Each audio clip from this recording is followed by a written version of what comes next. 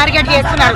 మరి కేటీఆర్ చూసింది ఒక తల్లి కానీ మర్చిపోతున్నాడు కాబట్టి ఒకసారి మేము గుర్తు చేస్తున్నాం.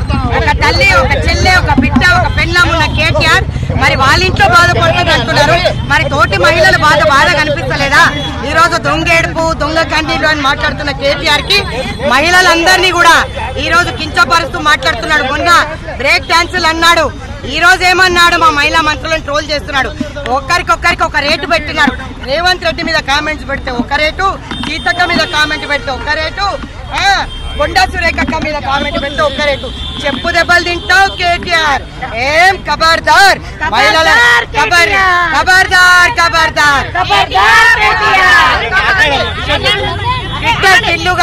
ట్విట్టర్ టిల్లుగా ముద్రపడిన కేటీఆర్ ఈ రోజు సంసారిలాగా బయటకు వచ్చి మాట్లాడడం విడ్డూరంగా అనిపించట్లేదు.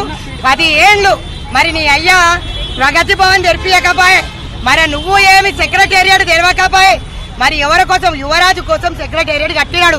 డీజీపీ ఆఫీస్ లో లైంగిక వేధింపులు అయినప్పుడు స్పందించని కేటీఆర్ ఈ రోజు మాట్లాడడం విడ్డూరంగా లేదు. మహిళలను టార్గెట్ చేస్తే ఏ పార్టీ అయినా సరే మేము వదలం వాళ్ళని.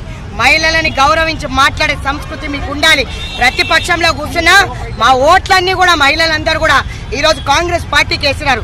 మహిళలను గౌరవించలేదు కాబట్టే నీ ఓట్ల మీకు కారణమై ఈరోజు ప్రతిపక్ష హోదా కూడా కోల్పోనున్నావు. రాబోయే జాతకం కాదు ఇది. నెల రోజుల లోపట ఆమ్ పార్టీ ప్రతిపక్ష హోదా కూడా పోతుంది.